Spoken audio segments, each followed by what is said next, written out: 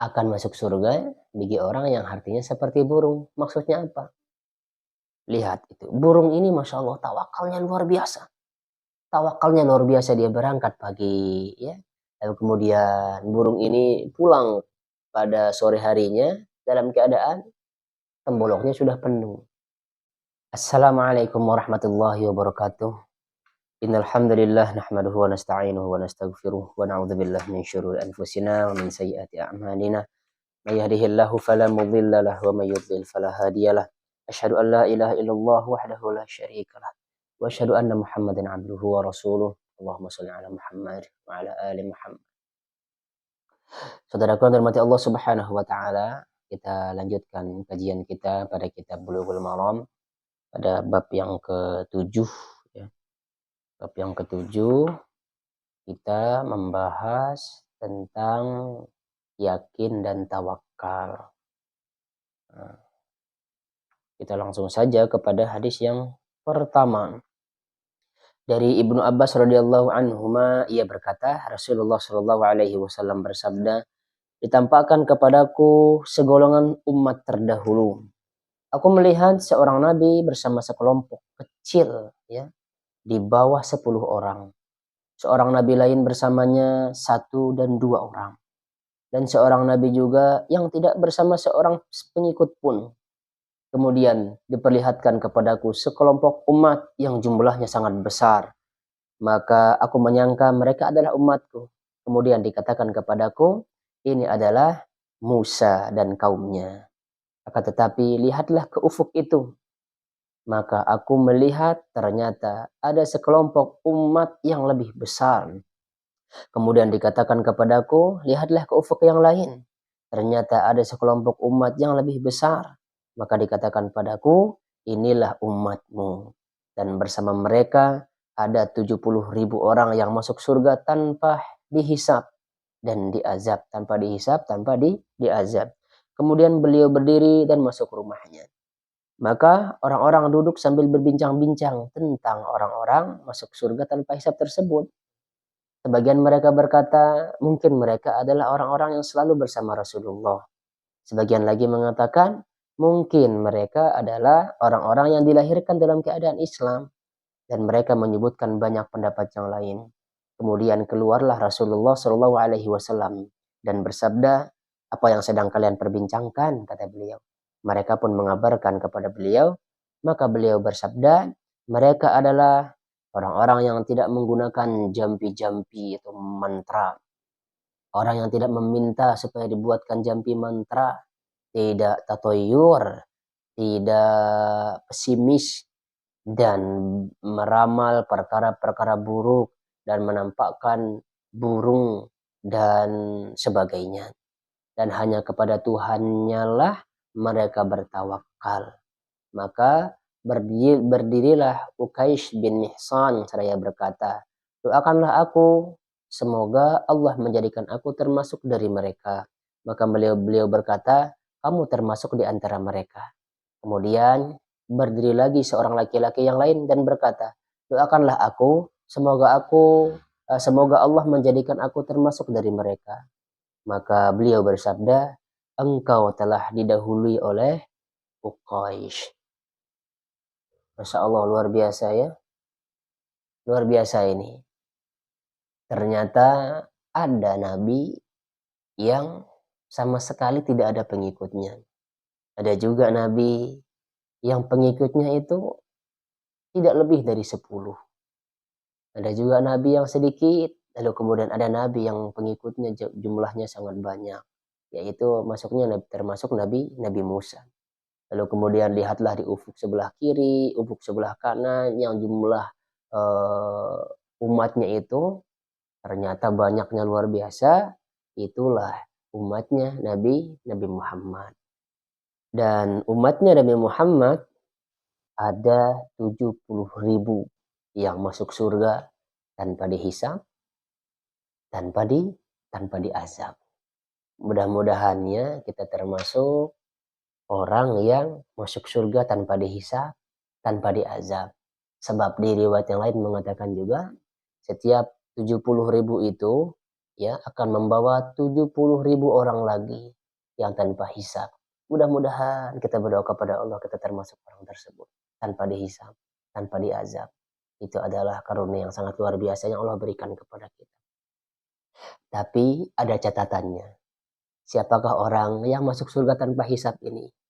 Itulah dia orang-orang yang tidak melakukan tatayyur, tidak melakukan tahayul, tidak melakukan khurafat, tidak melakukan tidak meminta dijampi-jampi begitu. Yang menjampi-jampi. Nah, orang-orang seperti ini yang melakukan hal yang demikian sudah pasti mereka mah akan dihisab, akan diazab. Contohnya apa? Contoh orang yang tidak akan masuk surga tanpa hisab ini, ya. Contohnya ketika dia berkeyakinan bahwa dan tatoyuh, khurafat, dan yang lainnya sudah saya jelaskan di video-video sebelumnya, ya.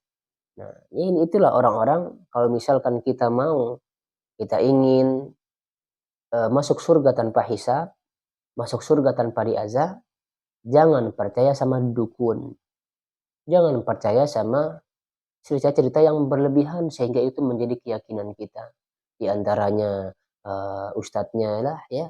Ustadznya bisa ke Mekah jalan kaki dari sini langsung nyampe ke Mekah. Ada pintu khusus misalkannya. Ada pintu khusus itu jalan ke Mekah. Itu kan luar biasa, menghayalnya itu luar biasa.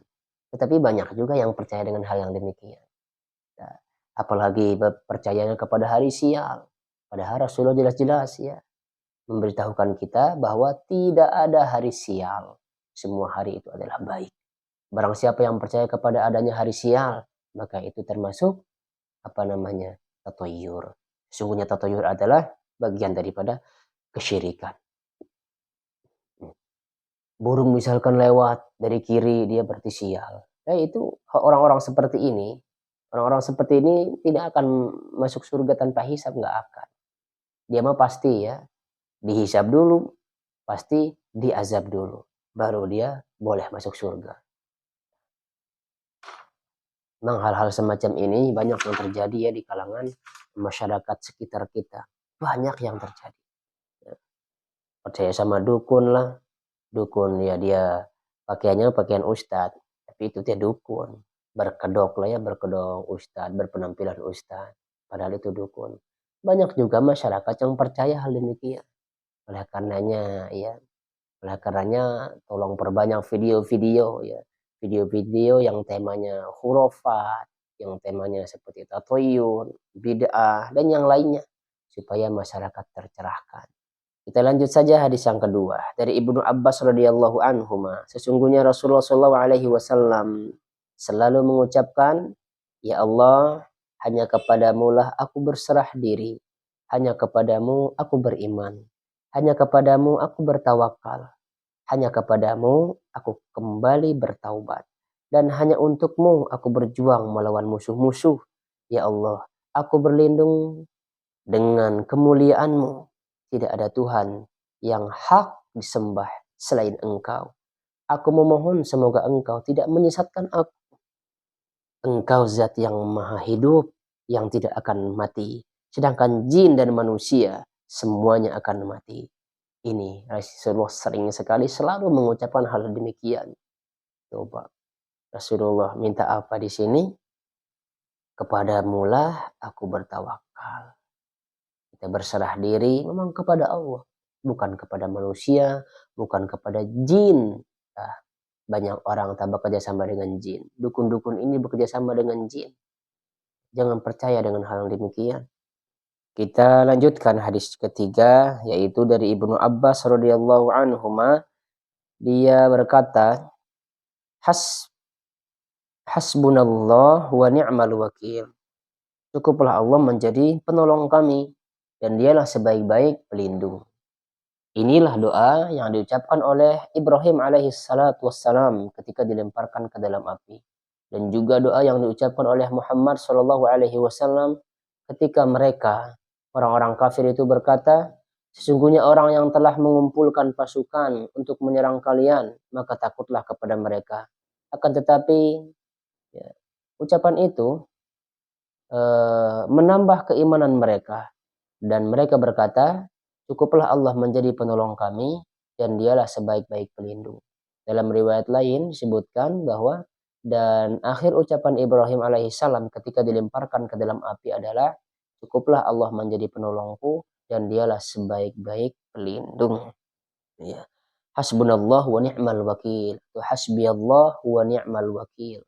Inilah doa yang diucapkan Nabi Ibrahim ya ketika beliau dilemparkan ke dalam api. Ketika beliau dibakar.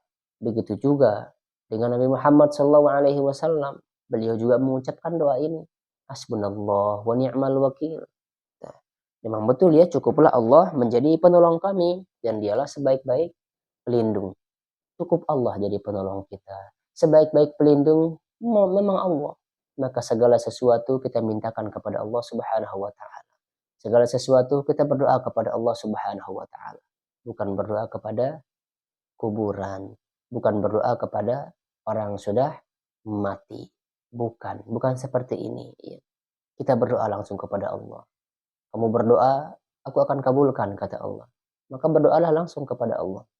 Tidak perlu melalui perantara-perantara orang sudah meninggal dunia. Tidak perlu. Kalau berdoa kepada orang, kalau minta doa kepada orang yang masih hidup, ya tidak apa-apa. Karena zaman Rasulullah kan ada, para sahabat juga kan begitu, saling mendoakan merekanya. Akan tetapi kita minta doa supaya orang yang meninggal ini mendoakan kita, inilah cara yang salah. Ada kisah yang menarik ya, ketika Nabi Ibrahim dibakar itu. Ada seorang yang buta, dia menangis. Dia menangis, lalu dikatakan kepada dia, kenapa engkau menangis? Dia, kalau misalkan di kita ya, mungkin. Kalau di sebagian kita kalau belum dijelaskan mah, mungkin dia menangis karena Nabi Ibrahim itu akan dibakar. Ini mah tidak. Dia menangis karena dia tidak ikut andil untuk mengumpulkan kayu bakar untuk membakar Nabi Ibrahim. Coba. Ada orang yang menangis untuk melakukan kemaksiatan. Kemaksiatan aja orang menangis. Masa kita yang melakukan ketaatan tidak pernah menangis? Masa dalam sujud kita tidak pernah menangis? Masa di dalam sholat kita tidak pernah menangis? Masa melihat orang tua kita ketika tidur, dalam diri kita ini tidak bersedih bagaimana capeknya mereka? Kalau misalkan kita tidak menangis dengan hal-hal yang saya sebutkan tadi, bisa jadi sudah banyak kemaksiatan yang kita lakukan, sehingga di hati kita itu ditulis titik-titik hitam. Kebenaran-kebenaran itu sudah susah ya kita serap. Kebenaran-kebenaran itu sudah susah masuk dalam diri kita. Itu disebabkan apa? Disebabkan karena kemaksiatan yang kita lakukan. Mari kita introspeksi diri kita ya, sebelum tidur. Kita ingat kesalahan-kesalahan kita kepada orang lain. Lalu kita minta ampun ya, kita minta maaf kepada mereka. Kita minta ampun kepada Allah Subhanahu wa taala atas kesalahan yang kita lakukan. Kita lanjutkan hadis keempat. Dari Abu Hurairah radhiyallahu anhu, Nabi Shallallahu alaihi wasallam bersabda. Beliau mengatakan, akan masuk surga orang-orang yang hati mereka seperti burung. Nah, begitu ya. Saudaraku yang dirahmati Allah Subhanahu wa taala. Akan masuk surga bagi orang yang hatinya seperti burung. Ini maksudnya apa? Yang tawakalnya itu seperti burung. Nah, yang hatinya lembut seperti apa? Ada juga yang mengatakan seperti burung itu maksudnya hatinya yang lembut. Dua-duanya ini benar. Yang pertama, dia bertawakalnya seperti bagaimana tawakalnya burung. Kita sudah lihat ya keseharian kita. Burung pagi-pagi itu mereka sudah berangkat. Lalu kemudian di sore harinya kembali dalam keadaan temboloknya sudah penuh. Maka setiap yang bernyawa di muka bumi ini, Allah sudah pastikan rezekinya. Allah sudah pastikan rezekinya. Jadi tidak usah khawatir. Tidak usah terlalu berharap kepada manusia. Berharap kepada saudara-saudara kita. Cukup kita berdoa kepada Allah. Kita berharap kepada Allah. Lalu kemudian kita ikhtiar. Nah itulah sikap orang yang bertakwa. Sikap orang yang bertawakal. Serahkanlah semuanya kepada Allah.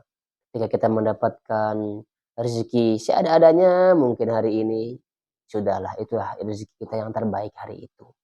Rezeki kita yang terbaik adalah ini. Selesai. Kita syukuri, maka Allah nanti akan menambahkan nikmat-nikmatnya. Nah, akan masuk surga. Islam itu sederhana, tidak sulit. Kita yang membuatnya menjadi sulit. Cukup kita serahkan hidup kita kepada Allah, Kita bertawakal, maka kita akan masuk surga. Lalu kemudian hadis yang kelima. Oh, ini panjang ya, saya singkat saja. Ini ketika Rasulullah SAW berteduh ya, ketika ingin berperang dalam perjalanan, beristirahat dulu, para sahabat sudah beristirahat, lalu kemudian beliau berteduh, beliau tanggalkan pedang beliau ke sebuah pohon, lalu kemudian ada seorang laki-laki yang bertanya, ada laki-laki yang adalah lalu kemudian ada laki-laki yang mengambil pedang tersebut dan disimpanlah di leher Rasulullah. Siapa yang menolong kamu? Apa kata Rasulullah? Allah, Allah, Allah. Apa sayang? Lalu kemudian ketika Rasulullah mengatakan Allah, Allah, Allah, maka bergetarlah tangan laki-laki ini. Lalu kemudian saya ikut ayah di sini ya. Oke. Nah, lalu kemudian jatuhlah pedang tersebut. Langsung seketika itu diambil oleh Rasulullah SAW dan ditodonglah seorang laki-laki ini. Siapa sekarang yang menolong kamu? Kata Rasulullah. Apakah kamu beriman kepadaku?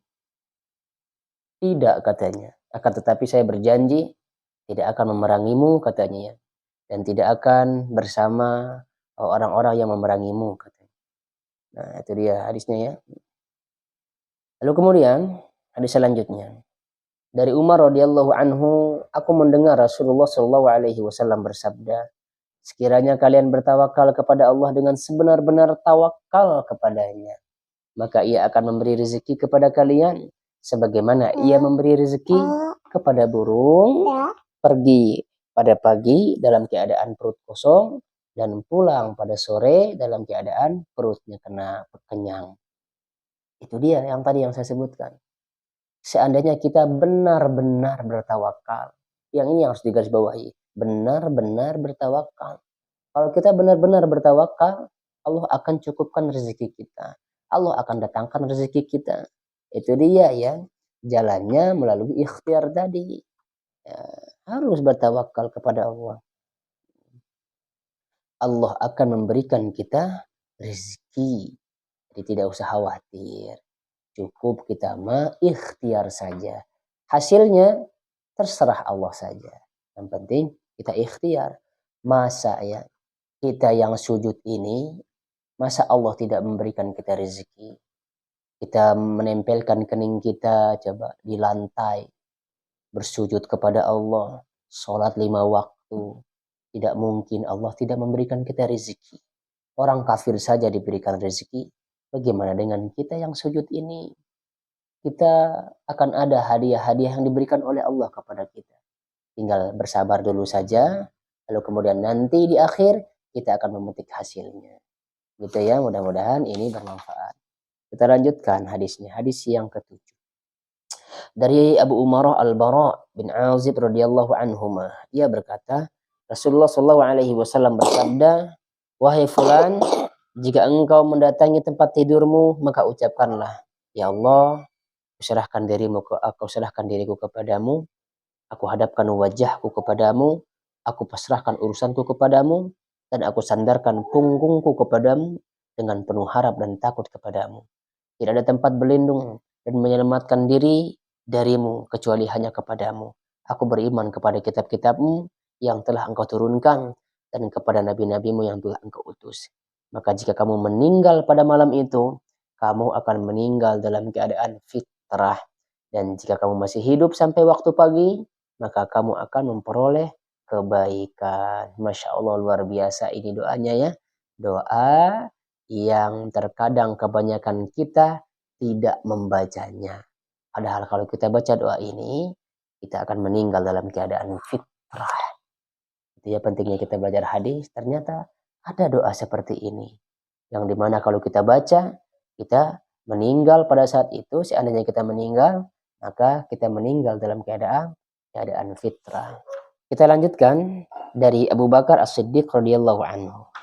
Abdullah bin Utsman bin Amir bin Umar bin Ka'ab bin Sa'ad bin Ta'im bin Murrah bin Ka'ab bin Lu'ay bin Ghalib Al-Quraisy At-Taimi. Dia dan bapaknya serta ibunya adalah sahabat Rasulullah SAW. Dia berkata, ketika kami berada di Gua Thur, aku melihat kaki orang musyrik berada di atas kepala kami. Maka aku berkata, wahai Rasulullah, jikalau kalian, maka aku berkata, jikalau salah seorang dari mereka melihat ke bawah telapak kakinya, maka ia akan melihat kita. Maka beliau bersabda, wahai Abu Bakar, apa yang kamu cemaskan dengan dua orang, sedangkan Allah yang ketiganya. Insya Allah. Ini lihat ya, bagaimana tawakalnya. Dua laki-laki ketika sudah berada di penghujung, di mana tidak ada lagi pertolongan kecuali pertolongan dari Allah Subhanahu wa taala. Ketika pada saat itu Abu Bakar sangat risih. Abu Bakar sangat cemas. Kenapa? Karena sudah melihat. Karena sudah melihat kaki orang-orang musyrik itu yang mengejar mereka ya. Yang mengejar mereka itu ternyata sudah ada di atas kepala mereka. Lalu kemudian Rasulullah SAW menenangkan siapa? Abu Bakar pada saat itu. Abu Bakar radhiyallahu an merasa cemas dia karena takut, karena sudah tidak ada jalan lagi. Ketika kecemasan beliau langsung reda, seakan-akan ya api yang yang disiram oleh air. Ketika Rasulullah SAW mengatakan, apa yang engkau cemaskan dari dua orang, sementara yang ketiganya adalah Allah. Itulah sikap orang yang beriman. Orang yang beriman kalau sudah disampaikan demikian, seakan-akan itu adalah air yang sejuk yang memadamkan api. Itu sikap orang berimannya. Ketika Abu Bakar diberitahukan demikian oleh Rasulullah, maka tenanglah Abu Bakar pada saat itu. Faktanya apa? Faktanya mereka tidak terlihat. Allah Subhanahu wa taala menutup penglihatan orang-orang kafir tersebut sehingga mereka terselamatkan dari kejaran-kejaran orang-orang kafir Quraisy. Inilah ya salah satu contoh bagaimana ketika kita bertawakal, ketika kita menyerahkan semua urusan kita kepada Allah Subhanahu wa taala, akan selalu ada jalan di mana kita sudah meyakini bahwa ketika ujian diturunkan oleh Allah kepada manusia, maka bukan semata-mata hanya ujian tersebut, tapi Allah Subhanahu wa taala akan memberikan solusinya kepada kita juga. Kita lanjutkan hadisnya dari Ummul Mukminin Ummu Salamah. Nama aslinya adalah Hindun binti Abu Umayyah Khuzaifah Al-Makhzumiyah radhiyallahu anha. Bahwa Nabi Shallallahu alaihi wasallam jika keluar dari rumahnya, beliau membaca doa dengan menyebut nama Allah. Aku bertawakal kepada Allah, ya Allah, sesungguhnya aku berlindung kepadamu dari sesuatu yang menyesatkan atau disesatkan, dari sesuatu yang menggelincirkan atau tergelincirkan, dari sesuatu yang menganiaya atau dianiaya, dan dari sesuatu yang membodohkan atau dibodohi. Mudah-mudahan kita bisa membaca doa-doa yang diajarkan oleh Rasulullah SAW dalam setiap keadaan kita. Ketika kita sholat, ketika kita hendak tidur, ketika kita keluar dari rumah untuk bekerja, kita baca doa-doa yang diajarkan oleh Rasulullah kepada kita. Hadis ke-10 dari Anas radhiyallahu anhu, dia berkata, Rasulullah SAW bersabda, barang siapa yang mengucapkan doa, yakni ketika keluar dari rumahnya dengan menyebut nama Allah, dan aku bertawakal kepada Allah, tidak ada daya dan tidak ada upaya kekuatan kecuali hanya milik Allah, maka akan dikatakan kepadanya, engkau telah diberi hidayah, engkau telah dicukupi, engkau telah dijaga, dan setan-setan akan menyingkir darinya. Gitu ya. Jadi kalau misalkan kita ingin keluar rumah, jangan lupa baca doa ini. Bismillahirrahmanirrahim, la haula wala quwata illa billah. Maka kita akan diberikan petunjuk oleh Allah, kita akan dijaga oleh Allah. Dan setan-setan pun mereka akan menyingkir dari kita. Di riwayat yang lain menyebutkan bahwa setan-setan ini berkata kepada segombolan mereka, bagaimana sekarang engkau bisa menggoda mereka? Itu kata setan. Hadis yang terakhir ya. Dari Anas radhiyallahu anhu, dia berkata, ada dua orang bersaudara di zaman Nabi Shallallahu alaihi wasallam. Salah satu dari keduanya suka datang kepada Nabi Shallallahu alaihi wasallam untuk belajar, dan yang lainnya giat berusaha mencari penghasilan. Kemudian orang yang giat berusaha itu mengadu tentang saudaranya kepada Nabi Shallallahu Alaihi Wasallam.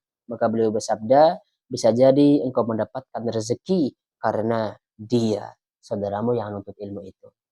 Tidak ada yang sia-sia di muka bumi ini, saudaraku yang dirahmati Allah Subhanahu Wa Taala.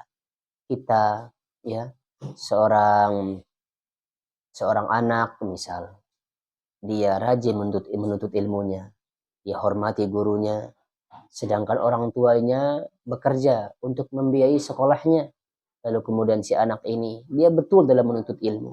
Bisa jadi, gara-gara dia menuntut ilmunya benar, dia khidmat kepada gurunya, dia menghormati gurunya, bisa jadi karena itu, rezeki orang tuanya terus mengalir. Rezeki orang tuanya berkah. Itulah ya hadis-hadis tentang yakin dan tawakal. Mudah-mudahan ini ada manfaatnya. Subhanakallahumma bihamdika asyhadu an la ilaha illa anta astaghfiruka wa atubu ilaik. Assalamualaikum warahmatullahi wabarakatuh.